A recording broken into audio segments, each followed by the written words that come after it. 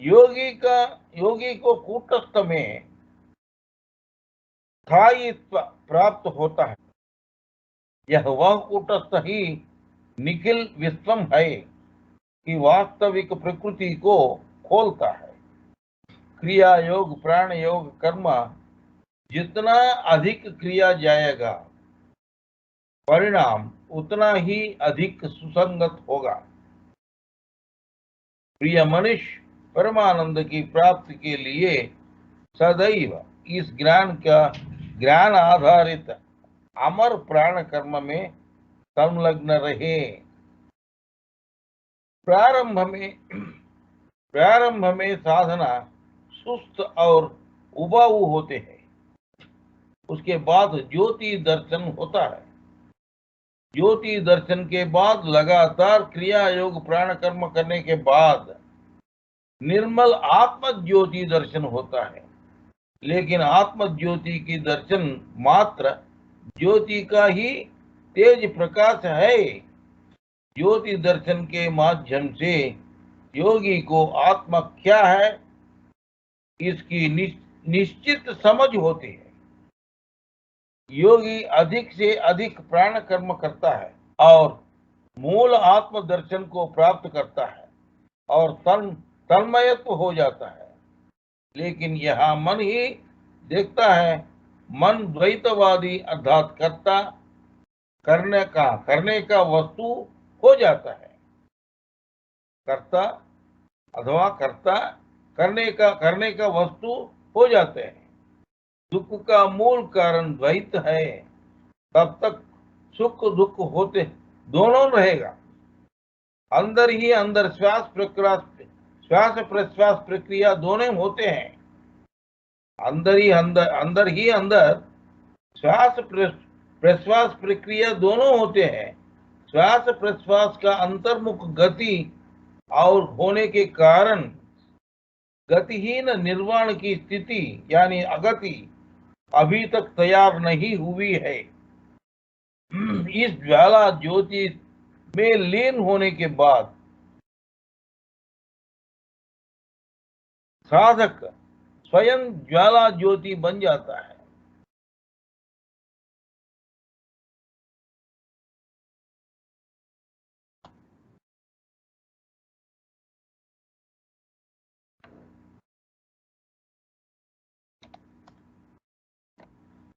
साधक स्वयं ज्वाला ज्योति बन जाता है।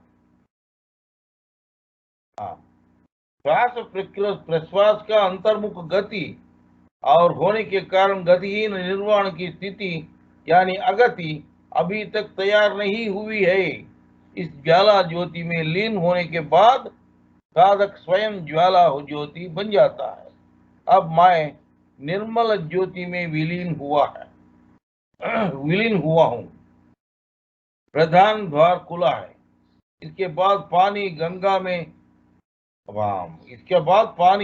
गंगा में मिल गया। स्वयं गंगा हुआ है।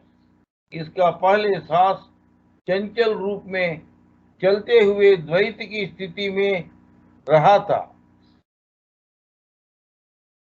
लेकिन क्रिया योग प्राण कर्म करते समय यह अखंडवास निर्मला की महान शून्यता में लयबद्ध हो गया। यह अवस्था ही आदि ब्रह्म है।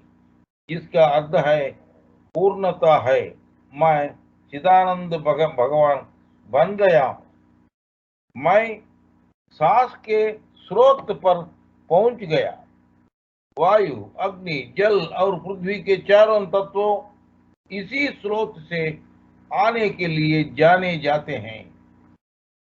जब मैंने इन चारों तत्वों को उल्लंघन किया और पांचवें महाभूत आकाश तत्व में पहुंचा तो मैंने देखा कि श्वास की क्रिया हो रही है। जब मैंने इन चारों तत्वों को उल्लंघन किया और पांचवें महाभूत आकाश तत्व में पहुंचा तो मैंने देखा कि श्वास की क्रिया हो रही है। क्योंकि जीव का वर्तमान शरीर इन सभी पंच महाभूत का सामूहिक फल है। अब मैं देह तत्व के पांच महाभूतों से परे शून्य ब्रह्म तक पहुंच गया हूं। तुम्हारा और मेरा मूल स्थान एक ही है। मैं पहुंच गया हूं, आप अभी तक नहीं पहुंचे हैं।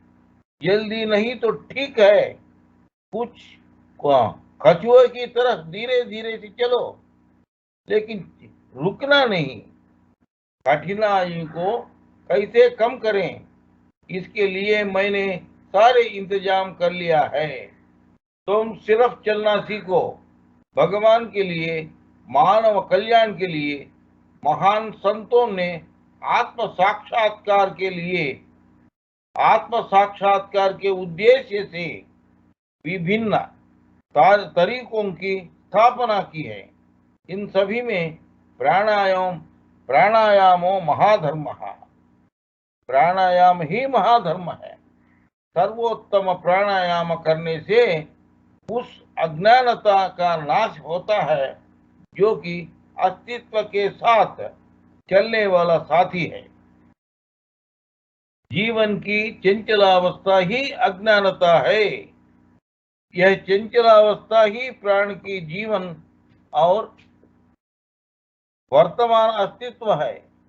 इसलिए प्राण को स्थिर करो, सब कुछ अपने आप समझ जाएगा। पार्टी ने कहा, सभी वायुएं स्थिर है, सभी सब प्रकार की अस्थिरता, कंपन, प्रतिक्रियाएं तभी स्थिर हो जाती है।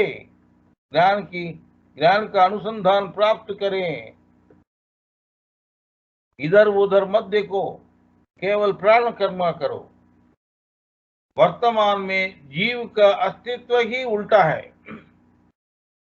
फिर भी इस उल्टा अस्तित्व सही है समझ के जीव इसी को चाहता है।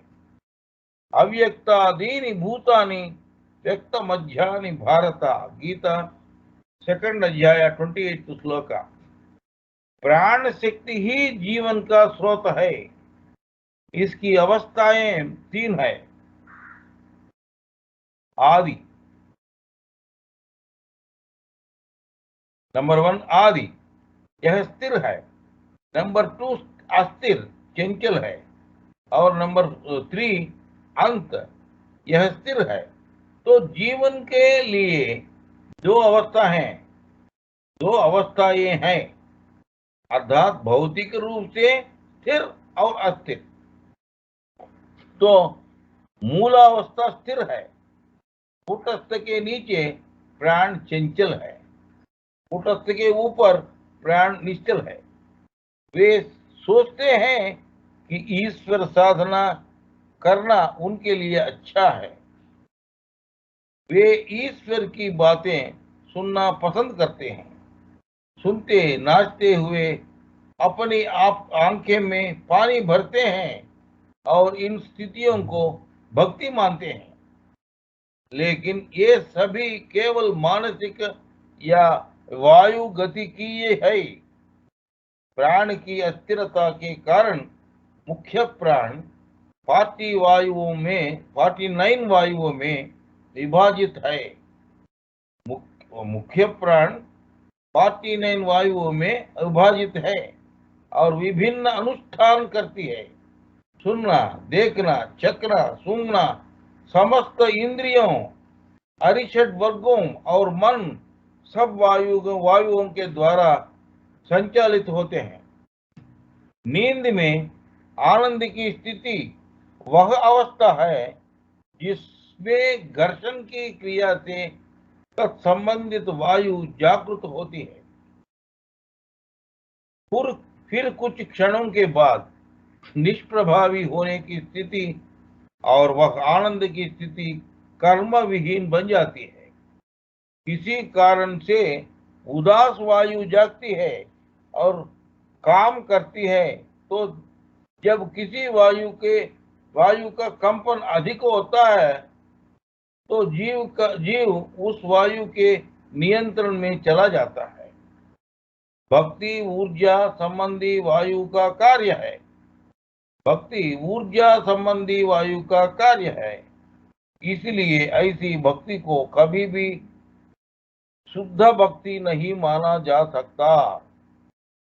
आंख से पानी आना आदि जो भाव के वश में आ जाते हैं, तो सच्ची भक्ति किसी भावना के अधीन नहीं है। सुख और दुख जागृत और अवचेतनावस्था के अधीन काम करते हैं।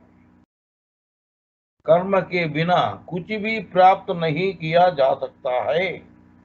तो क्रिया योग प्राण कर्म नामक अनुष्ठान किए बिना दृढ़ भक्ति या शुद्ध भक्ति भी प्राप्ति नहीं की जा सकती है। दांत दबा के रखना, जबकि मैं जब जबड़े में वायु रुक जाना, जबड़े में वायु रुक जाना, होंठ से होंठ तक रुक जाना, कंठ में प्राण स्थगित होकर नील नील रंग बदलना और बोलने की पूर्ण अवस्था, ये सभी वायु के कारण होते हैं। इन स्थितियों का अगला चरण तब होता है जब शरीर स्थिर हो जाता है और कूटस्थ में शक्ति शाश्वत स्थिति हो जाता है और कूटस्थ में शाश्वत स्थिति हो जाता है। इस प्रकार अनुभव होता है। स्वानुभव का मतलब स्व अनुभव, अर्थात इस शरीर नष्ट होता है जैसा अनुभव होता है। इस ज्ञान को भक्ति कहा जाता है। बाकी भक्ति नहीं है, यह सिर्फ एक एहसास है। अगर कोई पूरे शरीर में फैले ओम ज्योति के रूप को देख सकता है,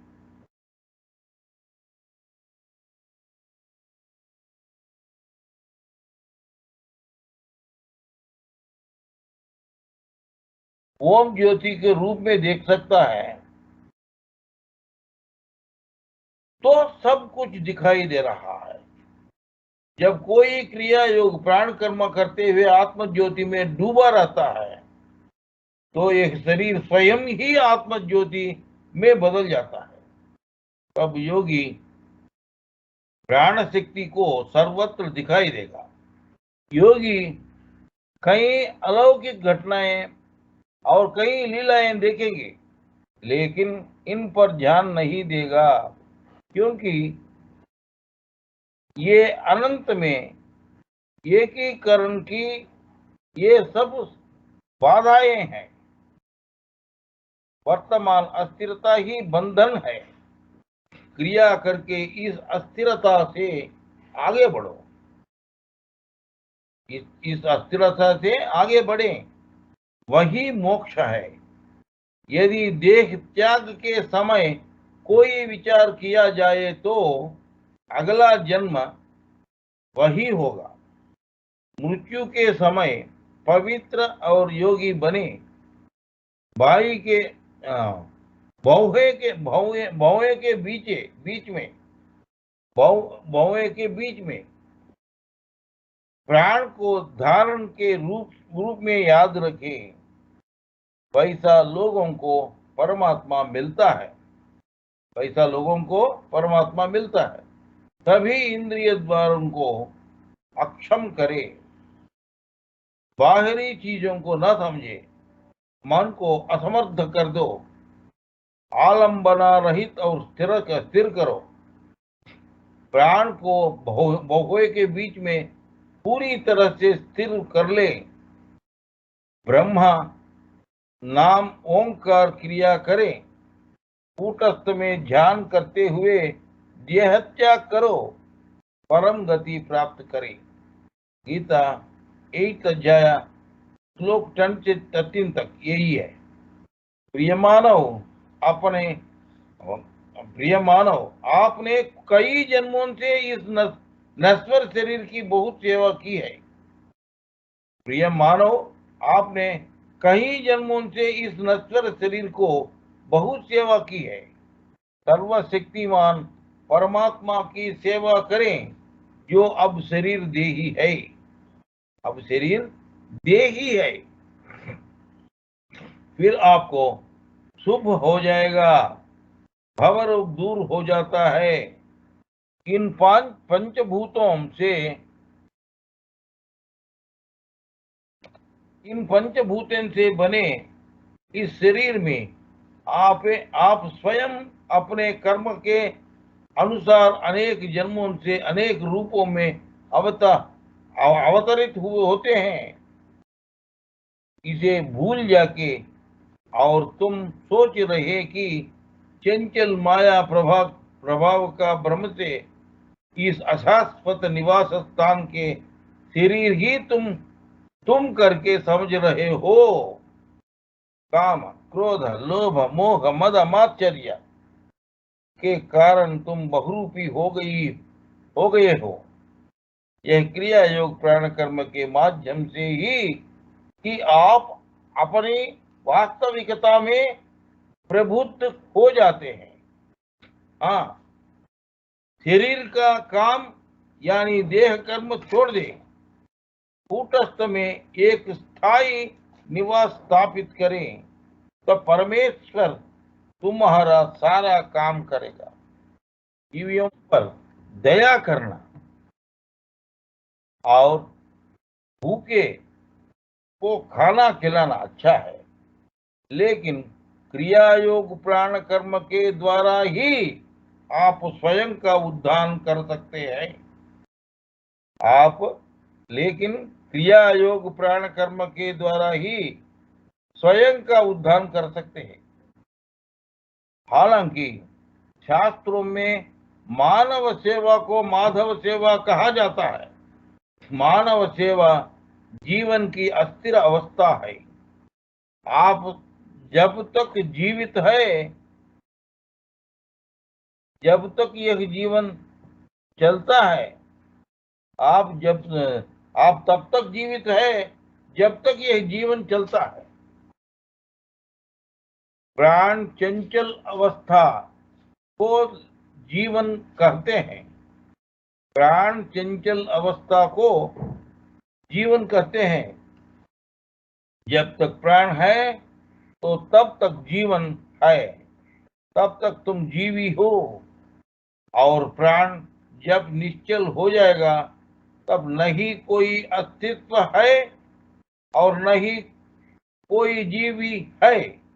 तो जीवों की कृपा दिखाना है, यानी प्राण की चंचल अवस्था पर दया करना है। अर्थात क्रिया योग प्राण कर्मा करने और करवाने से ही वे अपने वास्तविक रूप में स्वयं को महिमा मंडित करने में सक्षम हो सकते हैं। ईश्वर की वही असली सेवा है। भगवान की यह सेवा सभी आरतियों से करनी चाहिए। यही है मानव सेवा, माधव सेवा। इसलिए इस क्रिया योग प्राण कर्म सेवा के अलावा अन्य सभी माधव सेवा नहीं है। वैदिक धर्म हमारे वेदों का स्रोत है। वैदिक धर्म का कोई लेखन काल नहीं है। वेदानि अपौरुषेयानि, वेद लिखे नहीं जाते। सूर्य को प्रचारित करना आवश्यक है। सूर्य को प्रचारित करना अनावश्यक है। इसी तरह वेद ज्ञान धार्मिक प्रचार निष्प्रयोजन है। यह सनातन वैदिक धर्म मानवतावाद है। हमारे पतन का मूल कारण सनातन वैदिक धर्म से हमारे अलगाव, गुणात्मक नस्लीय मतभेदों और जन्मजात मतभेदों पर हमारे जोर का जोर का छोड़कर है। सनातन वैदिक धर्म के अनुसार हमारी जाति एक ही है, मानव जाति। हमारा धर्म एक ही है, मानव धर्म। हमारा गुण एक ही है, मानवीय गुण। जीव कहाँ से आए, इसका समावेश यह प्राचीन वैदिक धर्म का मूल उद्देश्य है। जैसा कि सभी ऋषियों को पता है, उन्होंने कहा कि प्राण धर्म ही एकमात्र महाधर्म है, वही उपदेश है। इसलिए संतों ने जन्मजात मतभेदों के आगे घुटने नहीं टेके।